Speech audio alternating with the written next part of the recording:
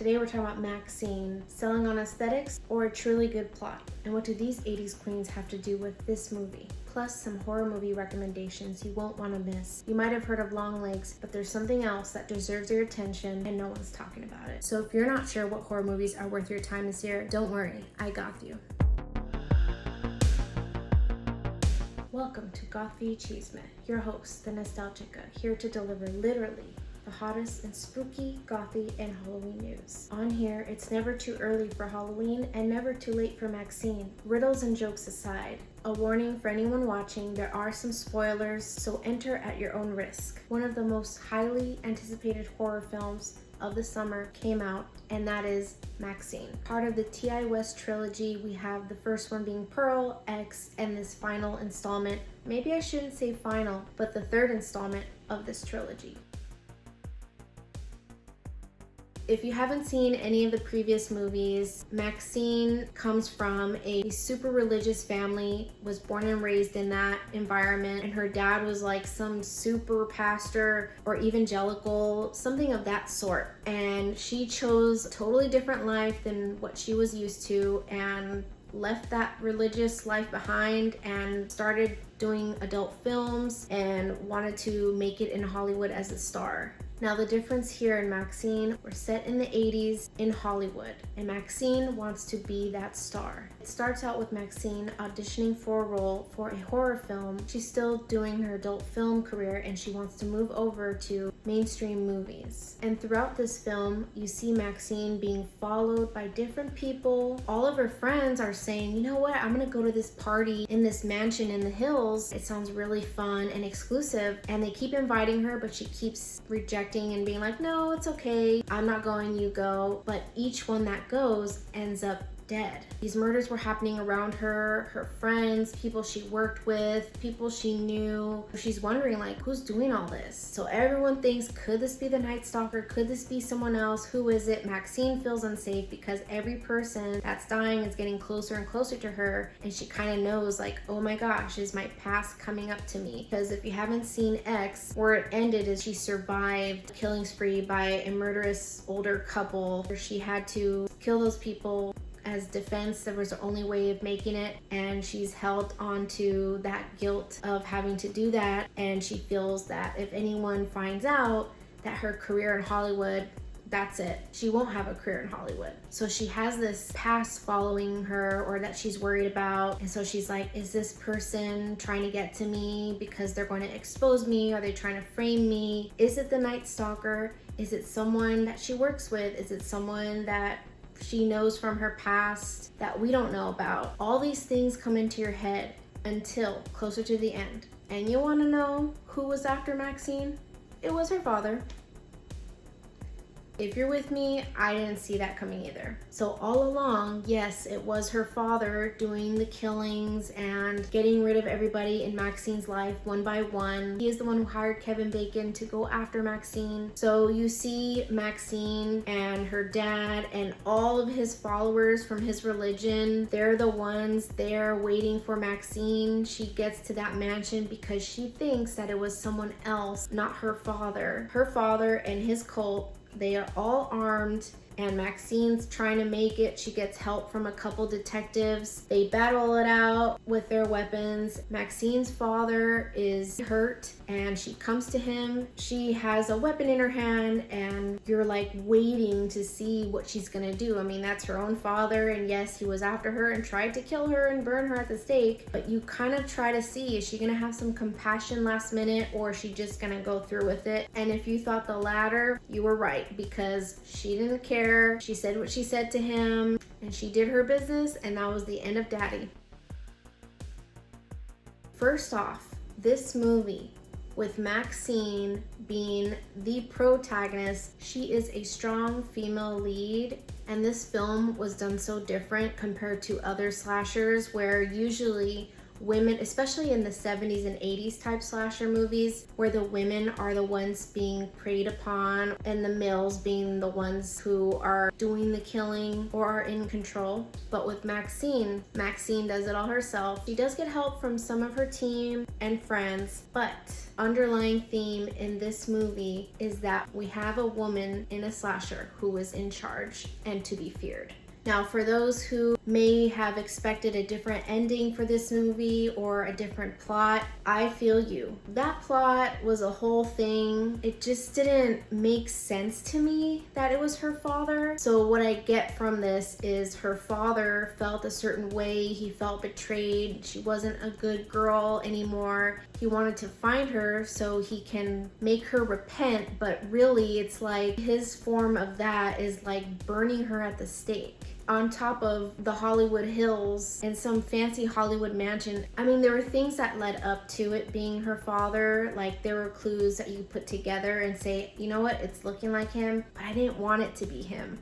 I wanted it to be someone else that we didn't know about. Was it my favorite plot or storyline? Not really. It was not what I was expecting. I really wish the killer was not her father, but I also love that she took her power back. I feel like maybe she lost herself a little bit, or she was feeling a certain way and she got herself together and was like, actually no, I decide what I want for my life. Forget you, I'm erasing my past by erasing you and moving on. So I do appreciate that strong woman, especially in a slasher type movie. It's really nice to see a woman being the one who wins. In this film, there are definitely some killer slasher scenes. Throughout this film, you see Maxine being followed by different people. Some she gets revenge on in the most unpleasant ways. Maxine picks up on this pretty quickly and seeks the help of her manager, played by Giancarlo Esposito. Shout out Tom and Breaking Bad and Better Call Saul fans out there. And he takes care of business. And that's exactly who you think it is, the Kevin Bacon. He is definitely someone who was paid to go after Maxine and find out what she was doing. And I want to say that I love that he's tied to this slasher type movie, knowing that his start in film started in one of the most classic slashers of all time, Friday the 13th. So it doesn't seem like Kevin Bacon has gone far from his slasher roots. And just like in Friday the 13th, he doesn't make it to the end of this film either. I do wish though that we got more of a background and a story with the character who was Maxine's friend who worked in the record shop. I love the style, just the overall vibe, and wish that this person made it longer in the film. There was just something else about this character that had a lot of potential, I feel. And of course, Giancarlo Esposito, I wish he had more of a role in this film, which he did as Maxine's manager. I can't quite remember. He was helping her a lot. And I don't know if there's any Emily in Paris watchers or fans on here, but I'm not gonna lie, your girl has watched it. I was really rooting for Lily Collins' character to make it. I really wanted her to make it through. She didn't, but I do love that they put her in this film.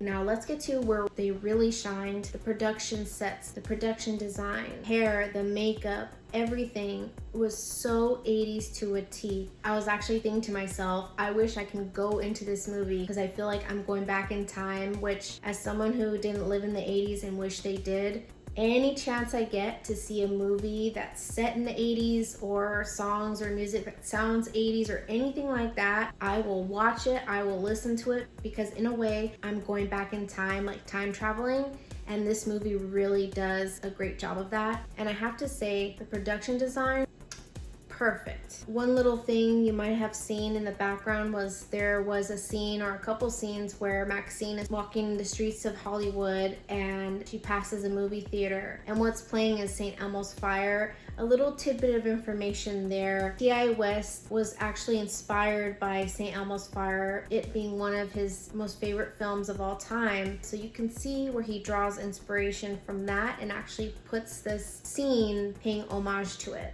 I thought that was really cool, and that's not the only 80s movie reference we see in this film.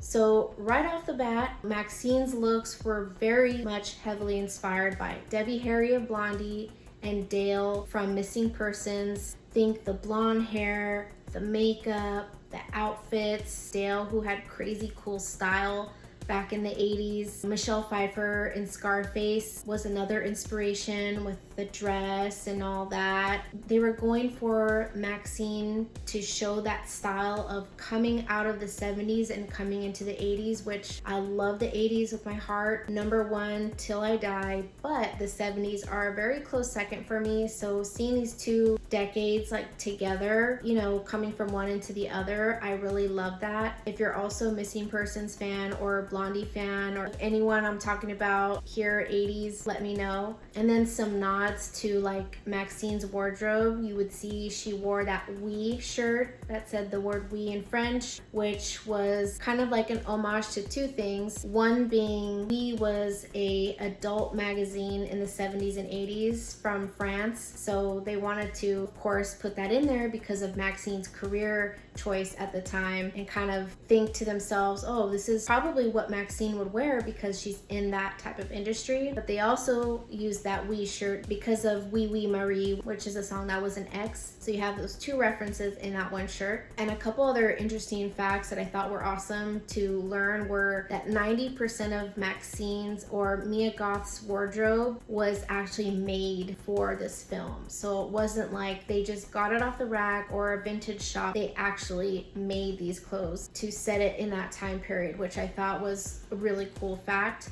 Also, you see where they kind of continue from X into MaXXXine with the denim ensemble that MaXXXine is wearing in the beginning scenes of MaXXXine. In X, she has the overalls all denim, and then in MaXXXine, she's wearing that ensemble all denim. It's what they call the 80s version of overalls, and I live for that. Also, with the bloody scenes and the wardrobe, like, you know, if they're making these outfits or pieces by hand and not really getting from many shops so they could just buy multiples of, and vintage pieces, which are kind of like one of a kind, they did say that they kind of went old school slasher, where if there was a lot of blood splatter or a gory scene, that they actually just wiped it off and went on with filming with the next scenes. So I thought that was a really fun fact as well, and truly 80s slasher of them.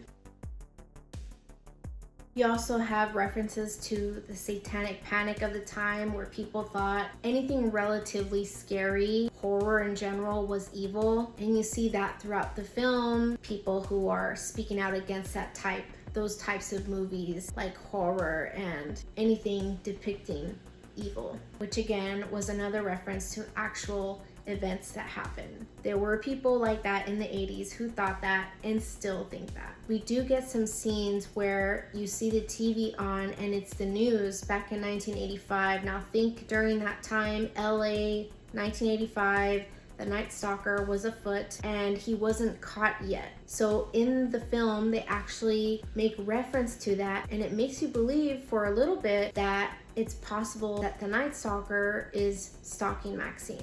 Even though it was a terrible thing to happen in the mid-80s in LA, my family can tell you stories about that. So I love how they pulled like actual historical things that were happening. Now, a little touch on the music. Look, if you love 80s music, if you love 80s movie soundtracks, did you catch the New Order Shell Shock? The one in Pretty in Pink? That was in MaXXXine. We also heard of Obsession by Animotion. There were others, but at the very end, they played Kim Carnes' Betty Davis Eyes, which just, that song really was a great tie-in to the beginning of the film. In the very, very beginning was actually a Betty Davis quote where she says something along the lines of, "You're not a star until you're a monster," which is like this film and its meaning. MaXXXine had to do all these things to reach the point where she was and wanted to be. And in Hollywood, in entertainment, it can very well be like that. So to get that quote and then to end the movie with this Betty Davis Eyes song was just like the perfect connect. Everything was full circle. On its own, that song is 80s music perfection, but you really get the emotion and the meaning behind it with this film. Bottom line about MaXXXine is I love seeing a final girl win and making things happen for herself. I think that's the overall thing that I get from this, aside from the perfectly 80s aesthetically pleasing production, clothing, makeup, all that. Now, Nostalchicas and Nostalchicos, I have a roundup of movie recommendations for you. We're doing quite a bit of a different format here. As you can see, I have my old school, well, not really old school, but polka dot composition book. And we're gonna go over some recommendations for you. What's my Gothffee y Chisme without some Gothffee? But your girl needs to rest this hand. Now let's get on with these movie recommendations. If you haven't heard by now, Longlegs is already out, one of the most anticipated horror films this year, which they're calling The Modern Silence of the Lambs. Stars Nicolas Cage and Micah Monroe. You might remember her from It Follows, which is also a great movie recommendation in itself. But unlike It Follows, she's actually following a serial killer. She's an FBI agent. She's doing her job, trying to find who this person is, which is played by Nicolas Cage. Now, this is one movie I haven't seen yet. I know. What am I doing? And I call myself a horror fan, but life be getting busy and I can't wait to get to it in the next few weeks. A quick, cool little nostalgic fact about this is it was directed by Oz Perkins, which Perkins, does that ring a bell? I just found out that Oz Perkins is related to Mr. Perkins, who played the original Norman Bates in Psycho, original Hitchcock film. So Oz Perkins is Norman Bates' son. He actually filmed in Psycho 2 alongside his father. So I thought that was a fun, spooky, nostalgic fact for you. And if you're wondering, this film has 86% Rotten Tomatoes. So if that's any help to you, I know it is for me. I thought I'd share that too. Now, another serial killer thriller, say that 3 times fast, coming out August 2nd is Trapped. They're also calling it a psychological thriller. This one stars Josh Hartnett and Salika Shyamalan. And if you're thinking Shyamalan as in M. Night Shyamalan, you are right. It is in fact M. Night Shyamalan's daughter, who also is a singer-songwriter who features music in this film, but she also plays a pop star singer in this movie. I just love that we get a woman of color because we need more in horror films and entertainment in general. So we're gonna give credit where credit's due. And yes, it is directed by M. Night Shyamalan, and it is, in the most basic terms, Josh Hartnett is the serial killer and he's trapped at a pop star's concert. I do appreciate this because it's going a little against the grain, which is this time you're getting the point of view where the serial killer or the one doing the killing is trapped. And so everyone's out to get him and no one knows it's him, and he's trying to get out of the trap. In the ads that I've seen, he's at a concert with his teenage daughter. She doesn't know who her father really is, and he gets word that concert is being heavily watched, lots of security, police activity, very heavily monitored, and they kind of know that the serial killer is possibly at that concert. So they're kind of going on lockdown mode, and this movie just looks like Josh Hartnett's character trying to get out of it and being caught. So instead of the serial killer doing the hunting, he's being hunted, which I do like that spin on it. Now, I have saved the best for last, so if you've made it this far, put a black heart emoji in the comments. I promise what I'm about to share with you is worth it. We've heard of Longlegs, but this horror movie no one's really talking about, and it might be as good, if not better. And that is Cuckoo. Yes, you heard that right. That is the name of the film, and it comes out August 9. And I actually talked about it for the first time in one of my videos last year in 2023 of videos to watch or videos to look out for. But at the time, I didn't know much about it. There weren't really any trailers out. The trailer for this, it's not for the faint at heart. I'm not gonna lie, after I saw that trailer, I looked over my shoulder. I went to bed right away and got a little spooked. I'm just gonna be honest, horror ghouls get spooked too. Now this one, they're calling a horror thriller. It stars Hunter Schafer, who you might know from Euphoria, and it also stars Jessica Yulee Henwick. We got that Asian representation, and I'm so here for it. And the official logline for this is, and I quote, "A teenager leaves America to live with her dad at a resort in the German Alps, plagued by strange noises and bloody visions. She soon," oh God, I heard a noise and it scared me. Not me getting spooked reading this. "She soon discovers a shocking secret that concerns her own family." So this isn't the first time we've heard of spooky resort in the snow somewhere. I think immediately of The Shining. In fact, watching the trailer, I really got those vibes, and a lot of people in the comments were saying that. Now, this is directed by a German director, Tillman Singer, and it's produced by Neon. So you know, Neon also had their involvement with Longlegs, as well as Parasite in 2019, and also Infinity Pool, which also stars Mia Goth. I think we know Neon over here, but in case you didn't know, now you know. And the comments on this trailer, it gives you just enough to know kind of what's going on and wanting to know more. I just love that a lot of people were saying similar things. It reminded them of The Shining and 70s, 80s giallo films. I personally love that kind of style of horror movies, and to see that used in this trailer and film is just so awesome for horror cinema and for horror fans alike. I yearn for that 70s, 80s feel, the colors that they use, the film type, everything, the way the angles are, the cuts, the overall feel. I feel like I always want that in modern films too. This is really giving that. I also saw people saying that this is a great year for horror movies in general, which I fully agree, and I really think and hope it gets even better and better. And you know, A24 is really dominating, but it's nice to see Neon also doing its thing as well, and there's room for everybody to win, so I do love both. You can't go wrong with either one, but it's just nice to see this as well. I hope you enjoyed today's Gothffee y Chisme episode 3. I thought I'd bring back our little friend here. Don't want our Gothffee to get too cold. If there's anything that stood out to you, anything you wanted to share regarding MaXXXine, regarding any of the movie recommendations, have you seen them? Are you planning on seeing these movies? Anything at all, please feel free to share them in the comments. We are a spooky nostalgic community after all, and I love to hear what everyone has to say. That being said, thank you for watching. No matter what, keep persevering and keep shining. Bye.